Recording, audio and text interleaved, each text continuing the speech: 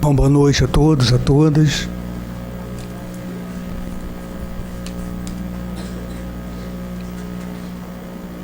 Eu queria convidar para compor a mesa, primeiro, uma das diretoras do filme, que é a Natasha Nery. Obrigado, Natasha.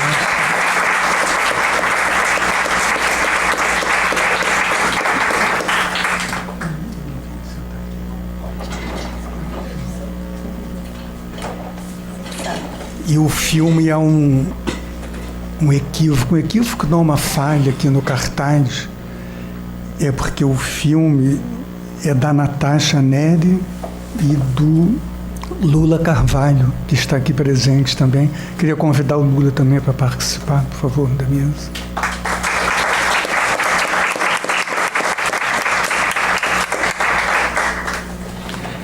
Dr. Daniel Lopes, defensor público do Núcleo de Direitos Humanos da Defensoria.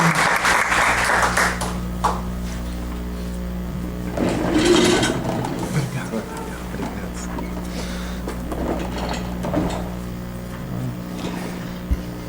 E também para compor a mesa, queria convidar assim, a Ana Paula Oliveira. Ana Paula, obrigado pela presença.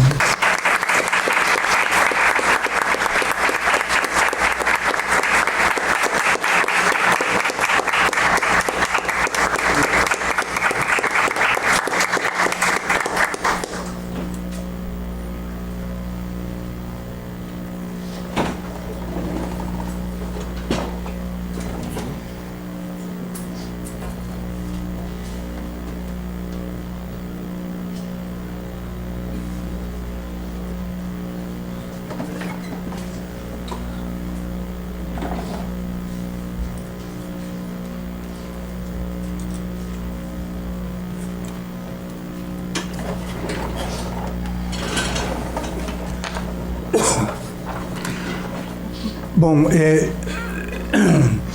acho que é a terceira vez que eu vejo esse filme e cada vez que eu vejo eu gosto mais, sofro mais. Eu acho que nós todos que já vimos o filme mais de uma vez, cada vez é sempre uma experiência nova, né?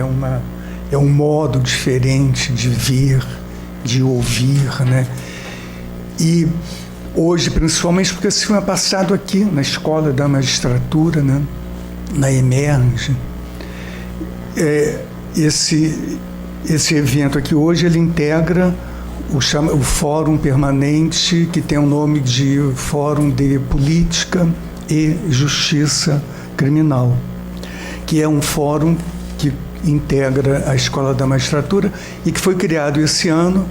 Quem preside esse fórum é o desembargador Paulo Baldez, que não pôde comparecer, talvez ele venha mais tarde, e me pediu, então, para coordenar aqui essa mesa. Eu fico muito honrado com esse convite do Paulo Baldez de estar aqui na Emerge, aliás, novamente na Emerge, né? Depois de uma ausência de 2 anos.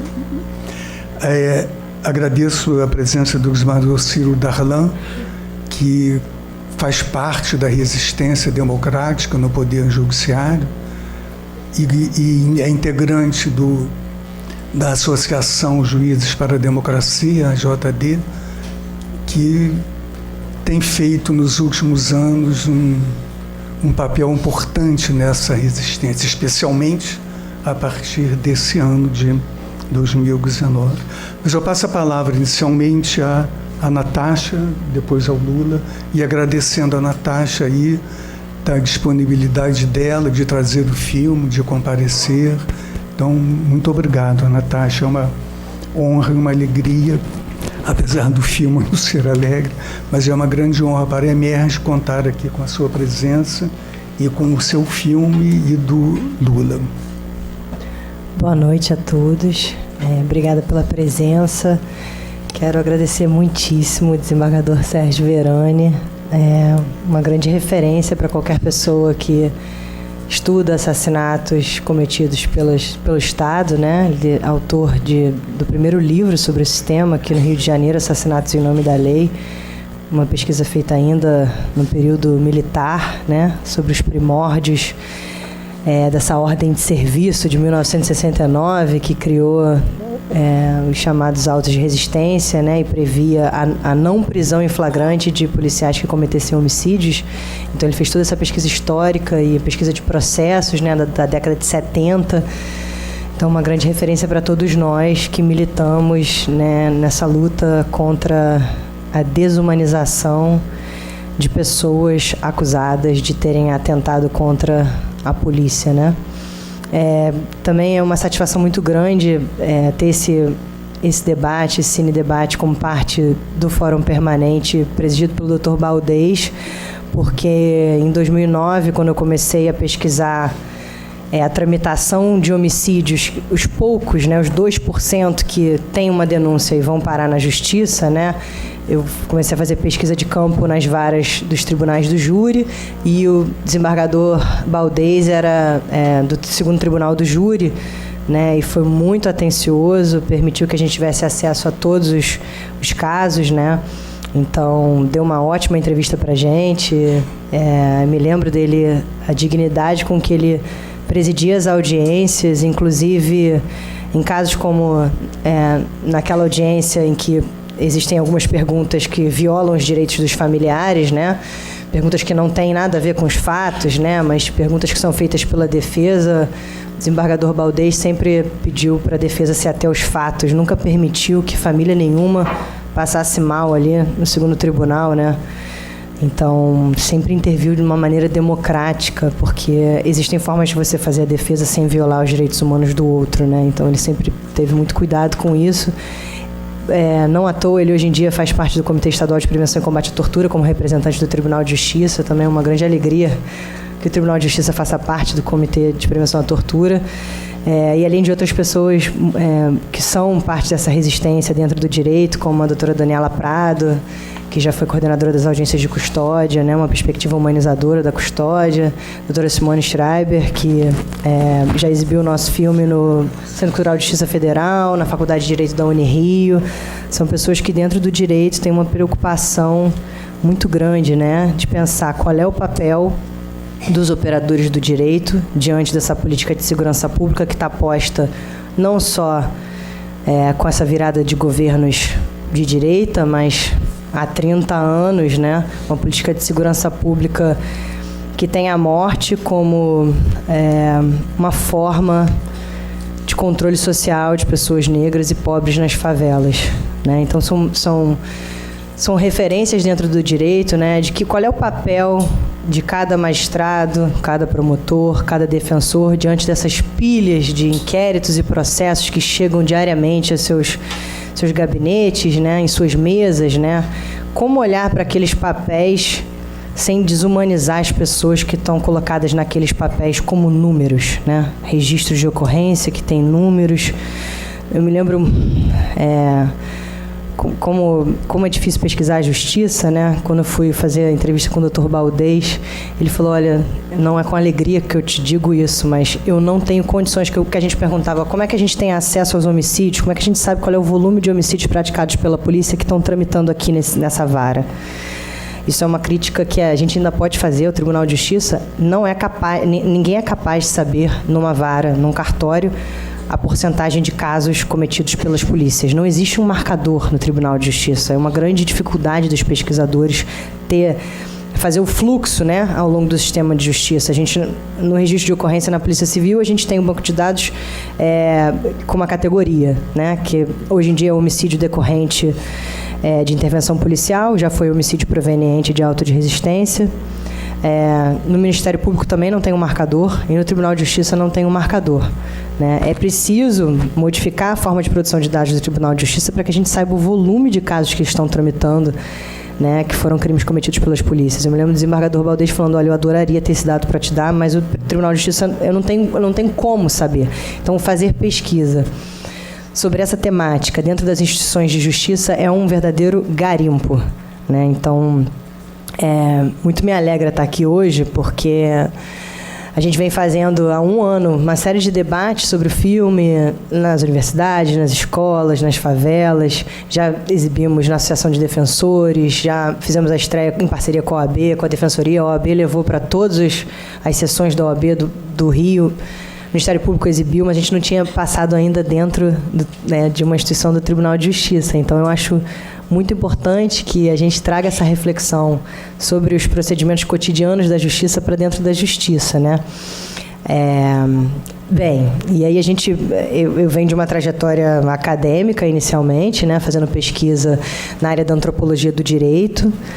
Acompanhei a tramitação desses casos, né, desde a delegacia, passando pelas centrais de inquérito, né, com desfechos de arquivamento ou denúncia, né, durante muitos anos, né, e faz toda a diferença a atuação de cada operador do direito para o que vai acontecer com esses casos, porque bem, os casos só saem do esquecimento, isso é um dado de pesquisa, né? Os casos, em geral, não por acaso, quando eu chegava para perguntar para esses operadores do direito nas varas criminais, quais casos vocês conhecem que são de homicídios praticados pela polícia? Sabe quais casos que eles lembravam? A chacina da Coroa, que foi o irmão do Cuca, que está aqui, que foi morto, que tinha militância de familiares, então é uma expectativa sobre o júri da Coroa. A chacina do Borel, que tem a militância da Dona Dalva do Borel. O homicídio contra o Jonathan, que tem a Ana Paula, que é das Mães de Manguinhos. Os casos em que existe a militância de familiares são aqueles casos que tem uma investigação, que deveria ser, na verdade, a prática, deveria haver investigação de todos os homicídios, inclusive os homicídios praticados pela polícia. Mas, fazendo pesquisa nas instituições, na Polícia Civil, no Ministério Público, a gente viu que determinadas mortes não são investigadas, né? Isso, assim, saturação de significados de pesquisa qualitativa. A gente fez pesquisa em algumas delegacias distritais, em várias promotorias de investigação penal. Os casos ficam naquela pilha. Na verdade, dentro de uma delegacia onde eu pesquisei, eu sempre conto esse caso triste. Na verdade, eles eram separados da pilha de homicídio, a sindicante do inquérito, porque cada inquérito fica responsável nas mãos de um sindicante, que faz o trabalho cotidiano dos inquéritos. Não é uma prisão em flagrante. Não sei se todo mundo aqui tem alguns estudantes, né, mas é um homicídio praticado pela polícia em que ela alega legítima defesa. A polícia vai fazer o registro, as armas não são apreendidas na delegacia, existe um auto de depósito em que o depositante, na verdade, o próprio, quem vai ficar responsável pelas armas é o próprio policial, e essas armas chegam meses depois, se é que chegam ao Instituto de Criminalística Carlos Éboli. A cena do crime é desfeita, como vocês viram em diversos casos aqui no filme, né? O normal desses casos, infelizmente, padrão, é que a polícia alegue um falso socorro, né? Uma narrativa de um suposto confronto, leva o corpo já morto para o hospital. Então não tem perícia de local, a cena do crime é desfeita, muitas vezes cápsulas não são arrecadadas no local, mesmo com o corpo não estando na cena do crime, é possível se fazer uma perícia de local, né? Existem marcas, existem tiros, existe sangue, mas a prática cotidiana dentro das delegacias é dizer que aquela área é uma área de risco, então não é possível fazer uma perícia de local.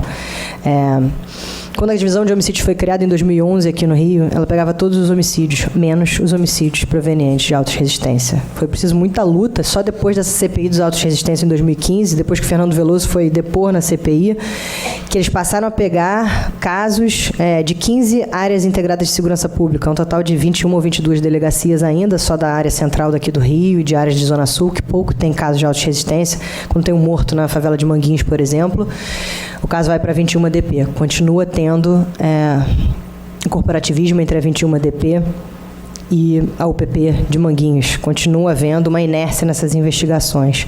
Então, o que a gente tem é a falta de perícias de local, falta de testemunhas, a Polícia Civil sequer vai ao local.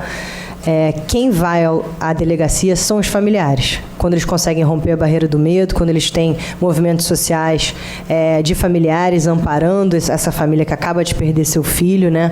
Literalmente, essas pessoas que estão aqui hoje, como Cuca, como a Ana Paula, eles vão para a cena do crime para fazer o isolamento dos corpos, para evitar que os corpos sejam retirados da cena do crime, né? Então eles fazem o que a polícia deveria fazer, eles fazem preservação de local de crime, eles levam cápsulas para a delegacia, eles levam, já que a delegacia não vai à favela, porque diz que é área de risco, eles vão à delegacia. Então são esses poucos casos que vão ter uma investigação, né? São esses 2% que vão ter uma investigação. E faz toda a diferença a conduta do promotor de ler aquele caso, né? De não somente dar um despacho de uma promoção concedendo mais 90, 120 dias, já que o caso não teve uma resolução aquele inquérito, né? Então fica um vai e vem, o chamado ping-pong entre delegacia e central de inquéritos, que muitas vezes gera um arquivamento, uma falta de provas. Inclusive, o Grupo de Apoio Especializado em Segurança Pública do Ministério Público, responsável por investigar os casos de homicídios praticados pela polícia, baixou uma determinação que inquéritos mais antigos, que de 2012, devem ser arquivados todos. Teve uma promotora que se recusou a arquivar todos os inquéritos anteriores a 2012, ela foi retirada do GAESP recentemente. Era, inclusive, uma promotora que atendia os familiares com muito cuidado e tinha feito uma série de denúncias de casos de execuções sumárias nas favelas. Até num grupo especializado existe essa determinação. Então, os poucos casos que chegam no Tribunal de Justiça, para os familiares, tá no Tribunal de Justiça, é muito controverso, porque finalmente o caso virou um processo, né? Isso é uma grande vitória, né? Para além da condenação, que é muito difícil, virar um processo em si é fruto de muita luta, né? Mas quando começa o processo, o quão doloroso é esse processo para essas famílias. E eu assisti isso fazendo pesquisa e a ideia do filme foi justamente trazer um pouco de como é para essas famílias viver por dentro dessas engrenagens do sistema de justiça, em busca dessa tão longínqua justiça, né, que demora tanto, que tarda, que machuca, que a cada audiência os faz relembrar de cada detalhe daqueles crimes, né, e quantas vezes eles têm que repetir a mesma coisa, né, e o quanto isso é massacrante, né, para as famílias. Bem, tem muita gente para falar aqui, eu não quero me estender muito, mas dizer que infelizmente, desde que a gente começou a fazer o filme, desde que eu comecei a pesquisar esses casos há 12 anos atrás, as coisas pioraram muito. A gente está, nesse momento, com 5 mortos por dia pela polícia. Foram 1.075 pessoas mortas em casos em que a polícia adentrou a delegacia, desfez a cena do crime, levou para o hospital e disse: atirei em legítima defesa, está aqui a arma, ou está aqui a droga, ou está aqui o radinho. Né? Nesses kits flagrantes, kits bandidos que a gente sabe que a polícia tem. Quando não está plantando no morto, está vendendo de volta para o tráfico. Foram 1.075 vezes que a polícia fez isso, de janeiro a julho. Não existe nenhuma série histórica de dados em país nenhum, em estado nenhum do mundo, que tenha tantas pessoas mortas em nome da lei. Né, em nome de uma suposta garantia da lei e da ordem, de uma política de segurança pública. A gente estava debatendo sobre isso agora. O que muda? A gente tem um processo histórico de genocídio, né? Pessoas foram arrancadas da África, né? Os negros sempre foram mortos, sempre foram perseguidos. A polícia militar foi criada para caçar escravos fugidos. O que muda com esse governo atual? Muda que existe um sadismo e uma alegria com a morte. A legitimação social e cotidiana da morte, ela já se dá pela sociedade, pela mídia, pelos operadores do direito, né, ao arquivarem a cada despacho que legitima, que não olha para o que aconteceu naqueles casos, né, que são arquivados. Mas o que muda agora? A gente tem ao vivo a comemoração da morte, como aconteceu na semana passada com o governador Wilson Witzel. A gente tem uma alegria e um desejo da morte. E aí eu acho que a gente passou da humanidade, a gente passou para um outro ponto que é inominável, que acho que é o máximo que a gente chegou nessa política genocida, dessa falsa guerra de drogas. E aí cabe a nós. Eu estou vendo que tem muitas pessoas negras aqui nessa plateia, me alegro muito que vocês estejam aqui, espero que sejam todos estudantes de direito, que vão ocupar esses espaços, que façam desses espaços do direito suas trincheiras de luta também, porque também é uma... Vocês veem no filme, né? Quantas pessoas negras têm operadores do direito? O único que tem é justamente o advogado dos policiais, o Biratã Guedes, que é vítima de racismo, no final das contas, naquela audiência, né? Claro, ele massacra as famílias, mas ele foi vítima de racismo também ali, então... É muito difícil você ver um operador do direito negro, né? Espero que vocês ocupem esses espaços. A gente tem que se questionar todos os dias o que a gente pode fazer com essa normalização, essa legitimação das mortes, esse processo de desumanização cotidiano que se dá, né? E tem muita coisa que a gente pode fazer. E aí eu tenho aprendido a cada dia, né, com pessoas como Ana Paula, como Rafael, que é primo do Wilton, que foi morto na chacina de Costa Barros, Cuca, irmão do Josenildo, né? Essas pessoas, o Cuca está aguardando há 10 anos um júri ser marcado para a chacina da Coroa, quando seu irmão foi vitimado. E o Cuca se levanta todos os dias, assim como a Ana Paula, e eles vestem essas camisas todos os dias para dizer que eles são a justiça, que eles não aceitam que o Estado incrimine seus mortos, né? Então, se eles têm coragem, nesse momento histórico, mesmo com um fuzil apontado, com operações diárias, cotidianas, novas mortes, se eles têm coragem de se levantar, o que nós vamos fazer em nossos lugares de privilégio, né? Não adianta a gente somente perceber que existe um racismo estrutural, a gente precisa ter práticas antirracistas. E que tipo de práticas vocês todos estão empreendendo diariamente em seus espaços, né? Dentro do direito tem muito a ser feito, especialmente nesse momento. A gente tem uma série de brigas que estão sendo compradas dentro do direito. Já que o executivo e o legislativo estão perdidos, a gente ainda tem esperança um pouco dentro do direito, né? Acho que o Daniel pode falar um pouco mais sobre isso, mas, enfim, só deixar essa provocação aqui para vocês. Agradeço muito, mais uma vez, pelo convite. É uma honra poder estar aqui hoje. Muito obrigada.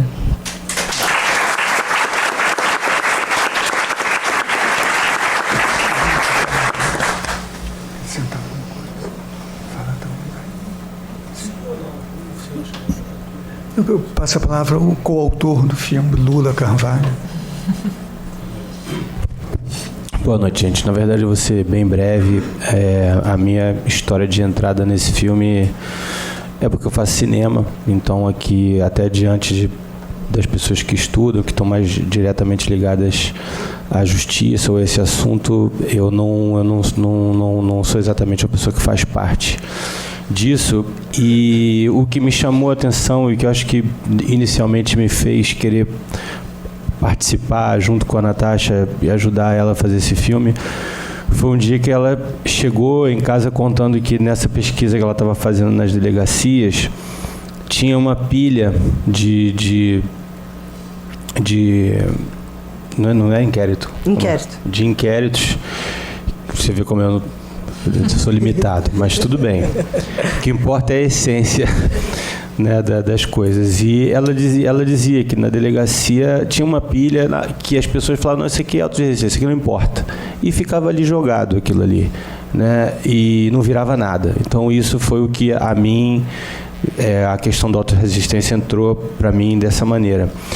E eu acho, eu tenho muita dificuldade de entender o sistema de justiça, porque, e até no filme você vê a situação do Chauhan, aonde ele chegou a ser preso, e né, quantas pessoas não estão no lugar dele, ou mortos, ou encarcerados, ou criminalizados de alguma maneira, e que ele foi salvo por um vídeo de um celular, que por coincidência, por um milagre, o amigo dele que morreu estava fazendo.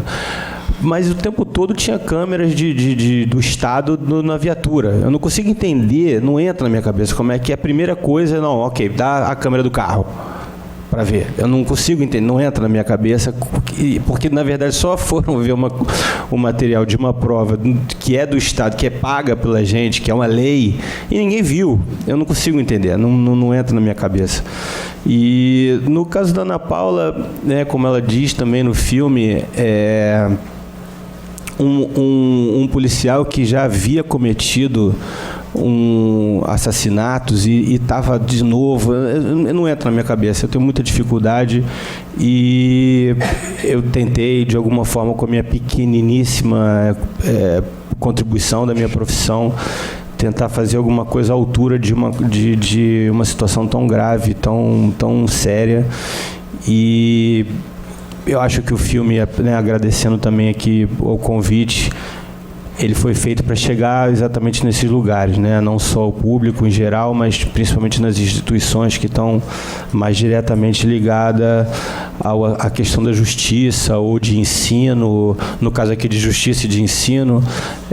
Eu espero que qualquer contribuição, qualquer que seja, qualquer mudança ou ajuda ou reflexão que isso possa causar, que aconteça, né? Então é uma honra muito grande para mim estar aqui na mesa com eles, porque eu apenas sou a pessoa que faz filme e tenho a oportunidade de estar aqui.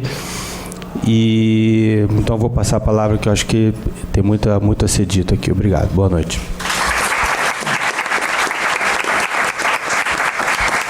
Obrigado, Mili. Passo a palavra ao defensor público, Dr. Daniel Lopes. Obrigado pela presença. Boa noite a todas e todos. Agradeço o convite. Estar aqui hoje para fazer um debate sobre esse documentário, sobre um tema tão importante. E inicialmente gostaria também de deixar meu registro aqui pelo meu orgulho de poder participar com o professor Sérgio Verani, que é uma grande referência para mim, pessoalmente, no mundo do direito, e também nessa temática, nesse assunto, né, autor de uma obra fundamental, Assassinatos em Nome da Lei, escrita na década de 80, né, publicada na década de 90. Eu estava revisitando a obra, inclusive eu trouxe meu exemplar e não saio hoje sem o meu autógrafo. Queria ter trazido o meu. Que conta a história e ele publica, ele fala, porque o tema não perde a atualidade. E onde estamos hoje, né? Em 2019, né? Esse livro foi escrito já há mais de 30 anos e hoje a gente vive o pior momento, talvez, em termos de violência do Estado, né? Batendo todos os recordes de letalidade policial. Então, infelizmente, esse tema não perde a atualidade, mas o professor Sérgio Verani, desde sempre visionário, tentando trazer a visibilidade, a luz desse tema, né, como uma prática ideologizada, na verdade, né, mas que se esconde através de fórmulas jurídicas, padrão, chavões, para dissimular o seu caráter ideológico, que é naturalizado e reproduzido pelos profissionais do sistema de justiça. E o professor que também deixou, com a sua aposentadoria, um grande legado jurisprudencial em defesa das liberdades humanas e da vida humana, que fica o meu registro aqui do meu orgulho de estar participando aqui com você, professor. Gostaria também de registrar minha admiração pela Natasha e pelo Lula, né, de fazer esse registro histórico que é levado para o mundo todo, né, são vários festivais internacionais quais esse filme é passado, né, uma oportunidade, né, de visibilização do tema, de dar vez e voz às vítimas, às pessoas que mais sofrem com essa situação. É uma oportunidade também de o sistema de justiça se ver, né, se observar como funciona, como é que as coisas funcionam no sistema de justiça, né? Muitas vezes as pessoas que não trabalham, não conhecem, têm uma certa idealização, né, de como esses processos ocorrem. E a Natasha é uma grande pesquisadora do assunto, mais de 10 anos pesquisando o assunto, uma pesquisadora, cineasta, militante de direitos humanos, né? Participou de uma pesquisa muito importante com o professor Michel Missi, chamado Quando a Polícia Mata, né? Que foram um período de 10 anos, né? De 2001 a 2010, de mais de 10 mil mortes praticadas pela polícia, fazendo uma análise também dos inquéritos e dos processos dessas mortes. E por último, né, mas não menos importante, claro, um registro à Ana Paula, a verdadeira protagonista, né, desse filme, dessa luta, né, uma mulher, mãe, vítima, militante de defensores de direitos humanos e pedagoga, né, graduada e pedagoga da luta da vida. Quem sempre tem um prazer de, quando escutar, sempre aprender, sempre me inspirar com toda a sua coragem, toda a sua força e integridade. E são essas pessoas que a gente tem mais que aprender. No meu papel aqui, né, eu aceitei, a Natasha conseguiu me convencer a participar disso, né? Eu, na verdade, sou uma pessoa até tímida, participar disso foi um pouco difícil, mas, enfim, de alguma forma, você até em alguns momentos você esquece que está sendo filmado, né? Mas enfim, dar uma visibilidade a um tema que nunca perde, né, a sua atualidade, né? Isso é uma questão que é mais fácil mudar a lei, é mais fácil a gente acabar com a ditadura, a gente faz uma nova Constituição, mas a gente não consegue mudar a nossa cultura, né? Acho que uma prova disso é que, como a nossa transição para a democracia foi tão incompleta, insuficiente e hoje regride a passos largos, né, que foram várias chacinas ocorreram logo depois da Constituição de 88, né? Vigário Geral, Jacaria, do Borel e Volta Redonda, entre tantas outras. E todos esses casos, né, de uso da violência, e aí sempre também tento me corrigir, da gente não falar em violência policial somente, né, é violência do Estado, né, porque a polícia mata, mas essas mortes são arquivadas pelo sistema de justiça, são legitimadas pelo sistema de justiça. E com aplauso da sociedade, né, com amplo respaldo social para isso. Então, a gente não, mais do que apontar o dedo para alguém, a gente precisa se responsabilizar e ver qual é o nosso papel nessa engrenagem, né, dessas mortes que acontecem hoje em níveis absurdos. São absurdos os níveis de letalidade da Polícia do Rio de Janeiro. Já virou um chavão, né, dizer que a Polícia do Rio é a que mais mata, e logo depois se diz em seguida que é a polícia que mais morre. Mas não existe uma simetria nisso, né? A polícia mata muito mais do que morre. Estava fazendo as contas com a Natasha, que durante a exibição, felizmente esse ano nós tivemos uma redução no número geral de homicídios e no número de mortes policiais, o que não tem nada a ver com o aumento da letalidade policial, né?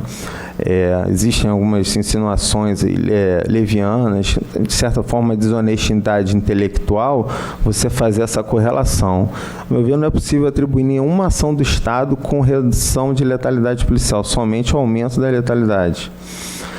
Mas isso já vem sendo ventilado.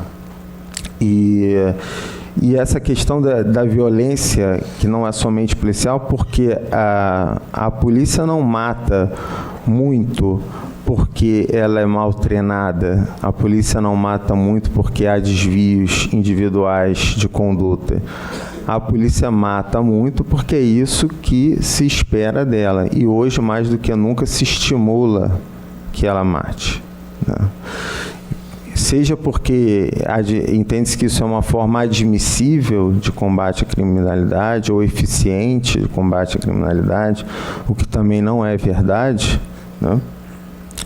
Mas o fato é que nós aceitamos isso. E essa análise, né, do porquê disso, por que isso acontece, isso transcende muito o direito, né?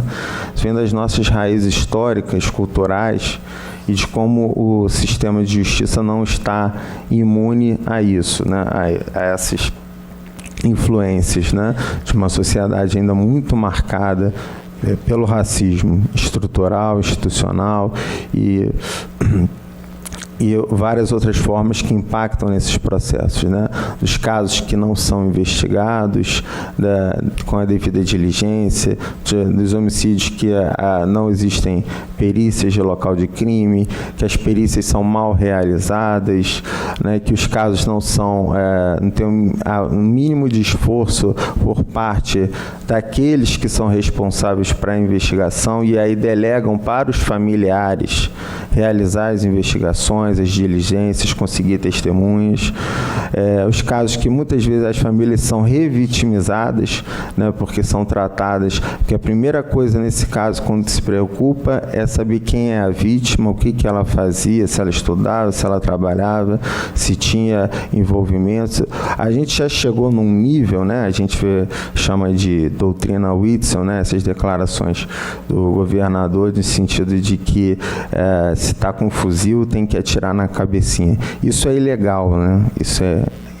Às vezes a gente isso é execução sumária, mas isso tem um amplo respaldo social, né? As pessoas, não, se está com um fuzil, tem que...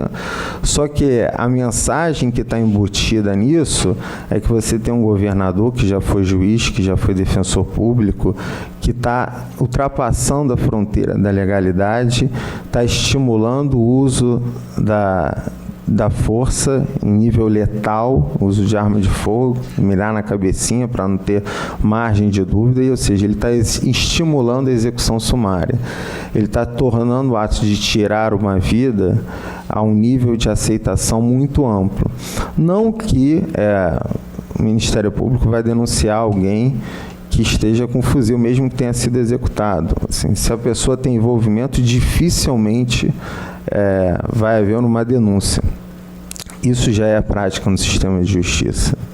O que se quer com esse discurso, na verdade, é ampliar um nível de legitimação de violência estatal, de modo que não caibam qualquer possibilidade de responsabilização dos agentes e muito menos das pessoas que ocupam posições de poder, de decisão na cadeia de comando. Então, várias abordagens que a gente pode ter sobre esse filme, né? Assim, a questão da guerra às drogas, chamada guerra às drogas, né? Política de guerra às drogas, o carro-chefe, né, a força motriz da política criminal brasileira, que impacta, né, tanto no alto nível da letalidade policial como no encarceramento em massa, né? E aí a gente vê... Só que o que é guerra às drogas? Não é guerra e nem é contra as drogas, né? É uma enganação até pelo nome. Não é guerra porque é massacre, né? Os níveis de violência são totalmente desproporcionais. E não é contra as drogas, né? É contra os pobres, né? Se a gente for analisar as guerras às drogas com relação aos seus objetivos declarados, ela é um grande fracasso. Não reduziu o consumo, não afetou a distribuição, gerou um aumento do encarceramento absurdo, aumento da violência e de letalidade policial, ou seja, para todos os fins que ela se pretendia combater, ela foi um fracasso. Mas por que ela continua em vigor e cada vez mais, né? Todas as operações praticamente policiais, né, das chamadas incursões, né, das ações violentas da polícia, são repressão ao tráfico de drogas, né? Repressão ao tráfico de drogas. E aí você tem apreensão de drogas, e aí você tem morte de criança, morte de mulheres, vítimas de bala perdida, fecha posto de saúde, suspensão de aula, tudo isso em prol da saúde pública. É uma piada, né? É uma piada, mas, bom, para alguém deve estar funcionando, né? Porque para tantos efeitos negativos e ela continua em vigor, para alguém deve estar oferindo algum benefício econômico ou político para ela continuar com tanta força, com tanto vigor na nossa sociedade. Mas o filme até mostra um caso que é totalmente um ponto fora da curva, né? Um caso cinematográfico, né? Do caso do Chauhan e do Alan, né? Dois meninos brincando, e por acaso estão filmando com celular no momento, e por acaso você tem câmeras nas viaturas policiais, né? Existe uma lei estadual desde 2009 que obriga que todas as viaturas policiais deveriam ter câmeras. Hoje, menos de 10% das viaturas policiais têm câmeras. A Defensoria Pública tem uma ação civil pública que tem uma liminar que obriga o Estado a realizar a licitação para implementar as câmeras. Mas o Estado não tem dinheiro.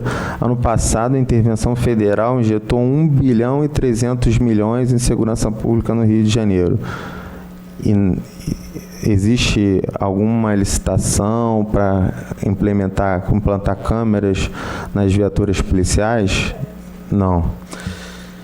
É um caso totalmente atípico por conta dessas câmeras, né? E o que tinha acontecido nesse caso aí? Talvez isso tenha passado um pouco despercebido. O Alan faleceu, né, logo depois, e o Chauan foi conduzido para o hospital, estava sob custódia, foi feito um auto de prisão em flagrante dele, e ele só não foi levado ao presídio com a alta para o hospital porque a família descobriu o vídeo no celular e a situação virou. Se fosse seguir o seu rumo natural, muito provavelmente ele seria condenado, e na sentença constaria a invocação da súmula 70, né? A interpretação que se faz dela, né, de a palavra do policial ser quase como uma verdade absoluta, invertendo a presunção de inocência. Então, acho que todos esses são vários pontos de vista que a gente pode analisar no filme, né? Acho que também falar em genocídio não é exagero. Acho que já vários autores, né, principalmente da criminologia negra, mas não somente da criminologia negra, que já se referem ao que acontece no Brasil, essa violência do Estado, como um genocídio. Então, é um crime contra a humanidade e que a gente, no sistema de justiça, está diretamente implicado com relação a isso. Obrigado.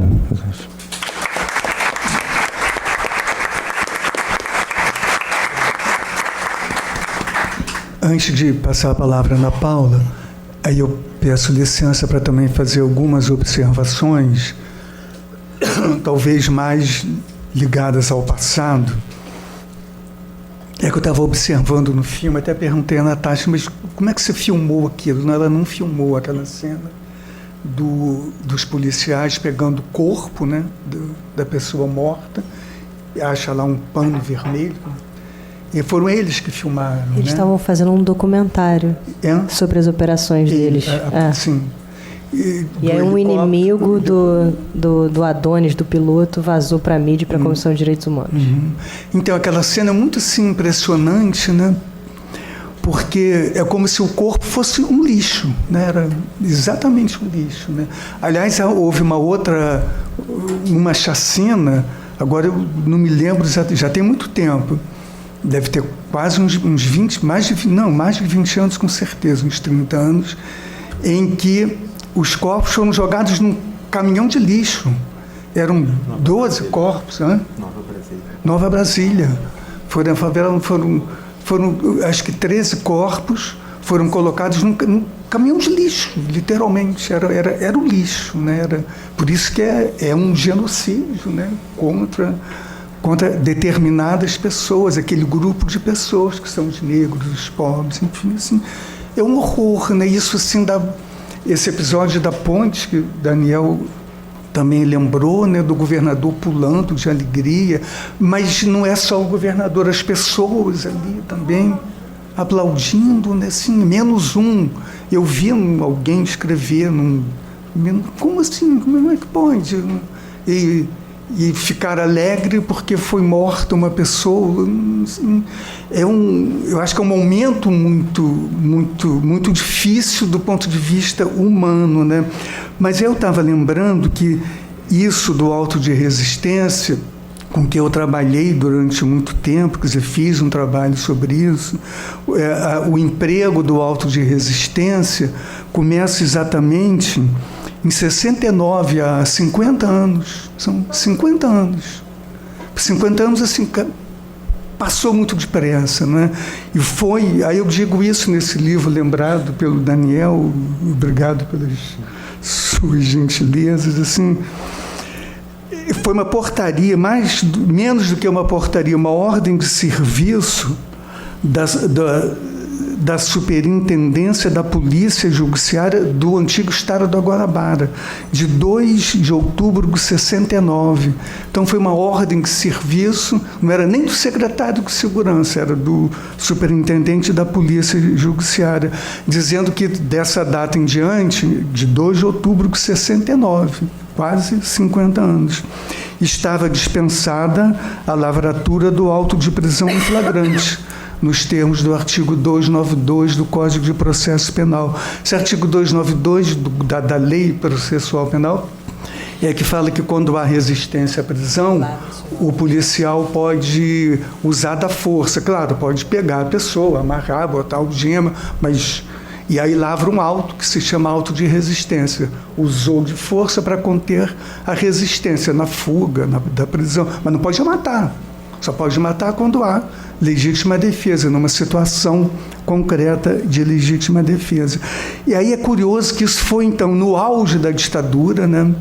Poucos meses antes, em 31 de agosto de 69, foi o outro golpe dentro do golpe, a junta militar assumiu o governo naquele momento de doença do Costa e Silva, os 3 ministros instauraram aí o governo da junta militar durante bastante tempo. Por isso que isso vem logo depois, essa portaria daqui do Estado da Guanabara. Veio 2 meses depois, 3 meses depois dessa junta militar iniciar um processo de legislação a favor do capital. Eu estava lembrando que tinha uma lei, eu não sei se Ciro pegou isso, eu acho que sim, em Vara Silva, fui pouco de... Aliás, foi 1 ano de Vara Silva, então... Mas havia esse negócio da alienação fiduciária, e que prendia a pessoa, né, aliança, aquele contrato de não devolver o carro, era via prisão, que era uma prisão civil, era inconstitucional, até pela Constituição de 46. Aí, assim, que é um decreto de 69, que logo depois, eu tinha a data aqui,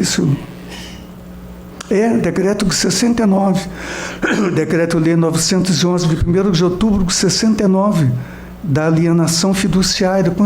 Então, era um terror, era um tempo de terror, né? O AI-5 foi no final de 68, um tempo absoluto de terror, e esse terror é concretizado aqui no Estado da Guanabara. Só que o cruel, e é cruel isso, com a história, né, é que 60 anos depois, aí houve a redemocratização, Constituição de 88, fez 40 anos, não é isso?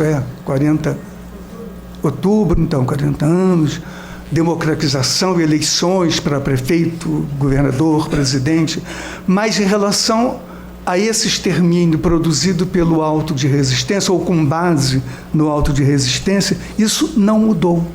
Há 60 anos fez-se uma prática de extermínio, era um momento de auge da ditadura, da repressão máxima, e isso permanece, não só permanece, mas permanece com mais intensidade. O filme termina com um dado, né, de fevereiro de 2018, é isso? Foi o mês em que houve mais mortes. Não, agora, em julho foram 194 mortes produzidas pela polícia, e até julho foram 1.074 mortes legalizadas, posso dizer, legalizadas com esse alvo, legalizadas pelo Ministério Público e pelo Poder Judiciário, porque, como disse Ana Paula no filme, todos têm as mãos sujas de sangue.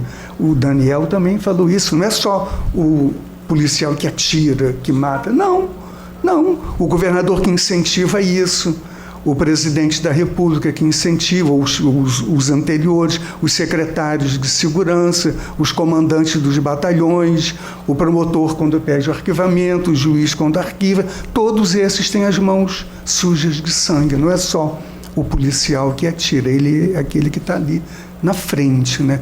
Então, isso é um terror. 60 anos passados, eu estava lembrando também, Eliette, presente aqui, a nossa querida amiga Eliette, que participou da resistência contra a ditadura, tem um livro belíssimo sobre 68, né, de depoimentos sobre 68. Amanhã é a data de 40 anos da lei da anistia, exatamente 40 anos, né? Só que aquilo por qual se lutava, que era anistia ampla, geral e restrita, ela só foi ampla, geral e restrita para o torturador. E é uma coisa, já estou encerrando aqui, mas estava comentando com a Natasha, quando eu cheguei ali na sala do café, semana passada houve uma grande decisão, que eu considero histórica, do Tribunal Federal de Recursos da região aqui do Rio, em que foi o voto condutor dessa decisão foi da desembargadora Simone Schreiber, que é nossa amiga, nossa companheira também da Associação Juízes para a Democracia, e reconheceu, num processo lá de Petrópolis, o Ministério Público Federal fez uma denúncia contra o estuprador e o sequestrador e torturador da presa política Inês Etienne Romeu, que estava presa lá, sequestrada na chamada Casa da Morte de Petrópolis, e o juiz de Petrópolis rejeitou esse início do processo, considerando que a lei da anistia também era aplicada ao torturador e que esses crimes estariam prescritos, né?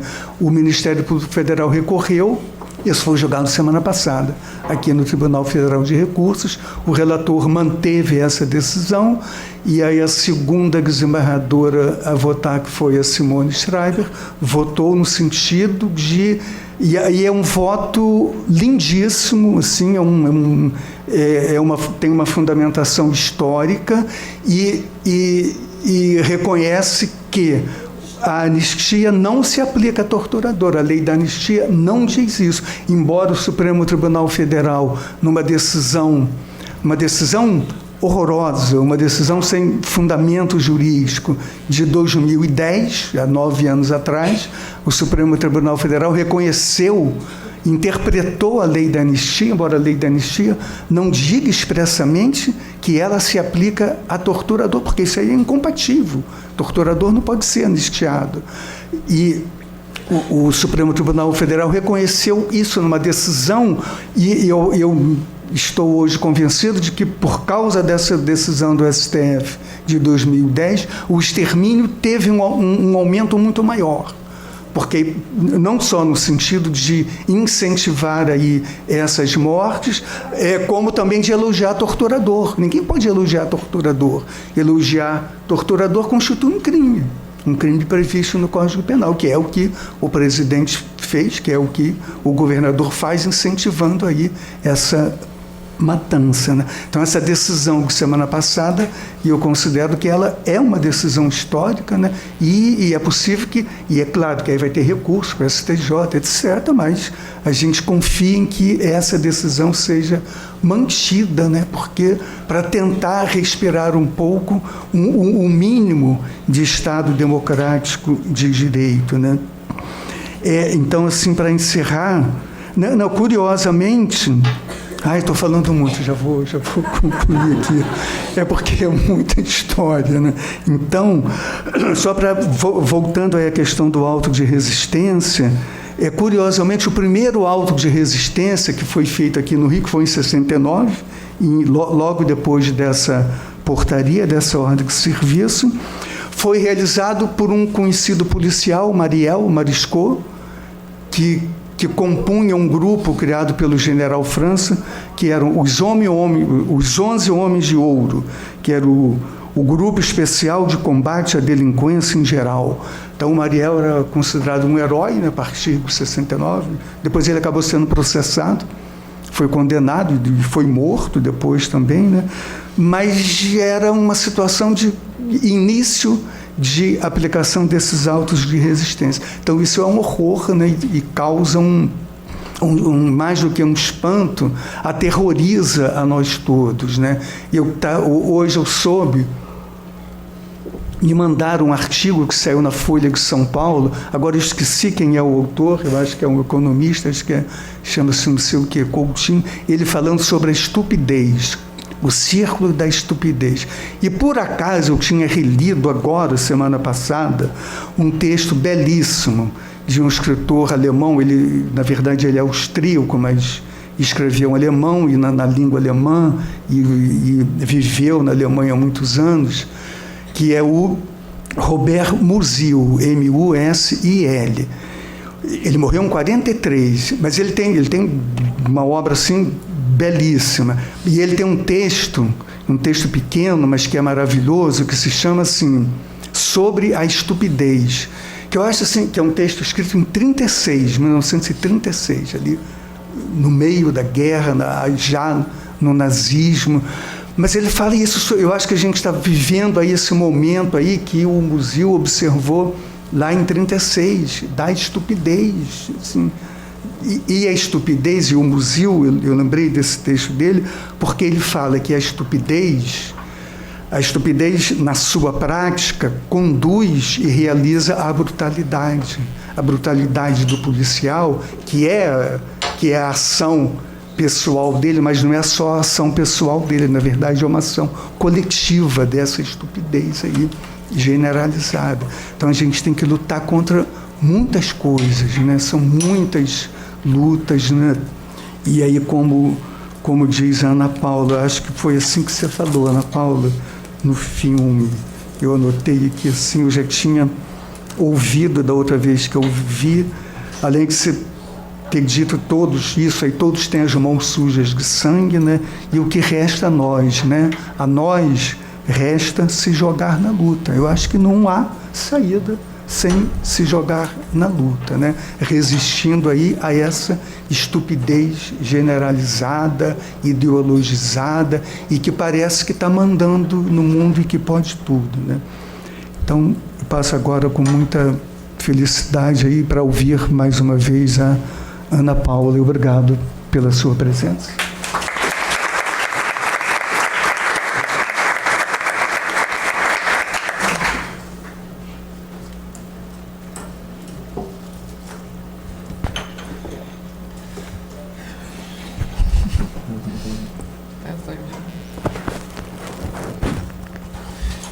Boa noite a todos. Eu quero agradecer o convite para estar aqui compondo essa mesa, né? O lugar de fala, né, da mulher, mãe, preta, pobre, favelada, demora, mas chega. E a gente deve agarrar essa oportunidade com toda a nossa força, mostrando que somos resistência e que vamos seguir na luta. Ter um filho arrancado da gente, da forma que eu tive o meu filho arrancado de mim, que tantas outras mães faveladas, periféricas, têm seus filhos arrancados. É uma coisa que é como se a gente tivesse que aprender a viver de novo, né? E a gente vai aprendendo, mas a gente não consegue sozinho. A gente precisa do apoio, da força das outras pessoas.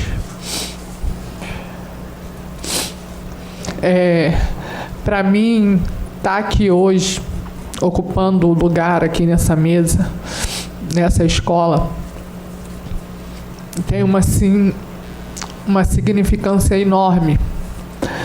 Porque quando meu filho foi assassinado, houve as investigações, o caso... E quando eu recebi a notícia de que o caso do Jonathan tinha chegado ao Tribunal de Justiça, eu que nunca tinha colocado os pés num Tribunal de Justiça, eu, no auge da minha ignorância, eu achava que ali eu ia encontrar realmente a justiça.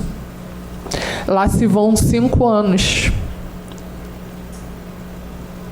Até agora eu não conhecia essa justiça.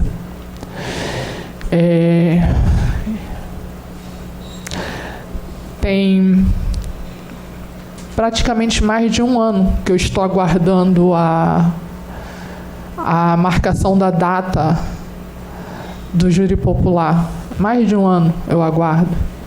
Teve uma audiência que foi julgamento de um recurso do réu, que foi adiado porque o advogado do réu foi sem a gravata.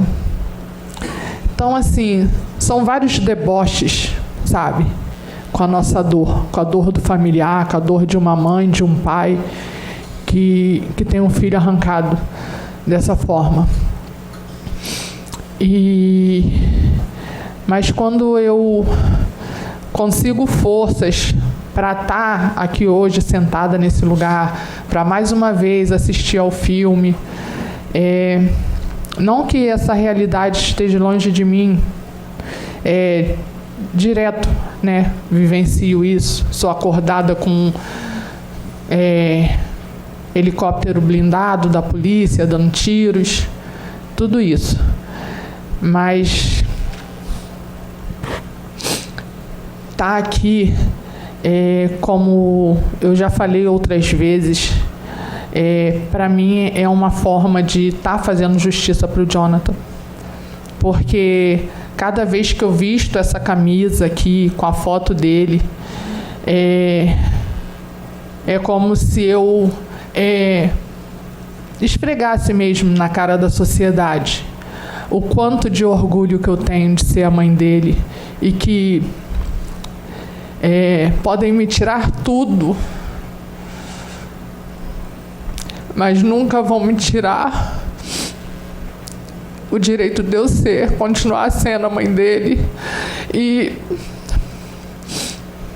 é muito revoltante, a palavra é essa, é revoltante, quando a gente chega naquele lugar que é o do judiciário e a gente vê os policiais assassinos fazendo cara de vítima, e ali a gente percebe que quem está sendo julgado são os nossos filhos.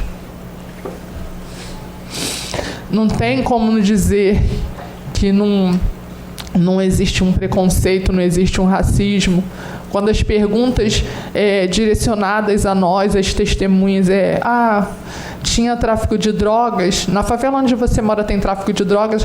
Onde a vítima foi morta, foi próximo a uma boca de fumo? Isso é muito revoltante. Mas eu não desisto, eu não posso desistir, porque além do Jonathan, hoje eu luto em prol de outros filhos esses que as mães não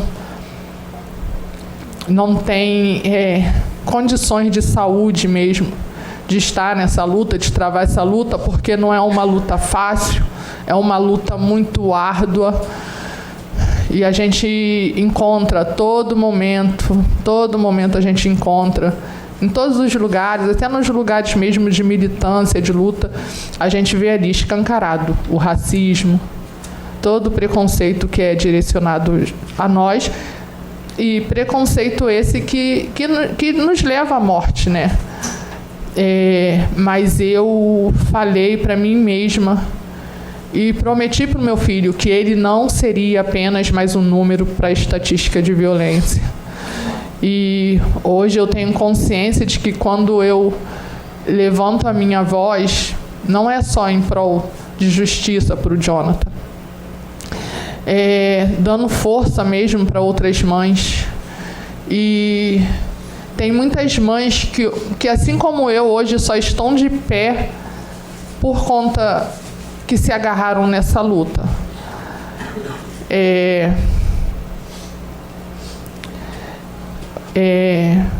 quando eu tenho que amparar uma mãe que acabou de perder um filho, quando eu tenho que falar, direcionar palavras de forças para essa mãe, e quando a primeira coisa que geralmente as mães perguntam é: mas e no caso do seu filho, o policial está preso? Houve justiça? E aí, o que eu falo para essa mãe? Preciso falar alguma coisa para que ela se sinta fortalecida, para que ela não desanime. O que eu vou falar para que essa mãe não desanime? Hoje eu aprendi, porque, como o Dr. Daniel falou aqui, Natasha também, a gente aprende todos os dias, junto, lado a lado, e eu aprendi que o que eu sempre falo para as mães é: a justiça somos nós mesmas. A justiça vai ser você. Cada vez que você vestir a camisa com a foto do seu filho, cada vez que você for para os lugares falar, a gente vai estar fazendo a justiça. E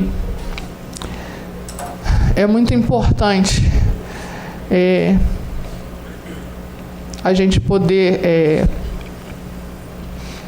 estar fazendo isso, porque eu sinto, né, como uma forma de continuar exercendo minha maternidade para com meu filho.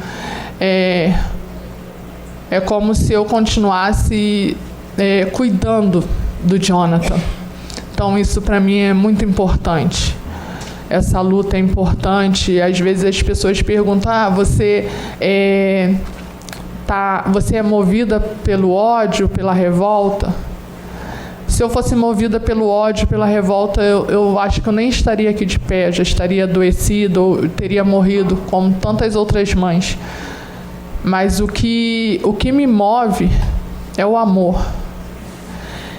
Não estou romantizando, nem tenho porquê, mas eu acredito sim no amor como um sentimento capaz de transformar, capaz de mudar as pessoas. E quando a Natasha falou para mim, fez a proposta do filme, foi exatamente nessa parte que eu pensei, que a gente pensou juntas. Porque é isso, as pessoas estão ali na sua rotina diária, né, nos seus trabalhos mecânicos, e às vezes não tem esse olhar, né, para o ser humano. E a importância desse filme é isso. É que as pessoas possam ter esse momento de se sentir um pouco. Assim eu espero, né? Assim como eu espero que todos vocês... O filme é longo, mas eu espero que vocês não saiam daqui da mesma forma que vocês entraram, que vocês tenham se sentido tocados, mas que esse toque sirva para alguma mudança, né?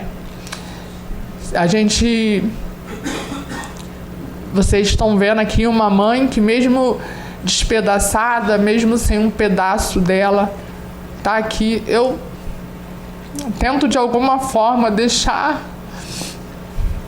alguma contribuição, por menor que seja.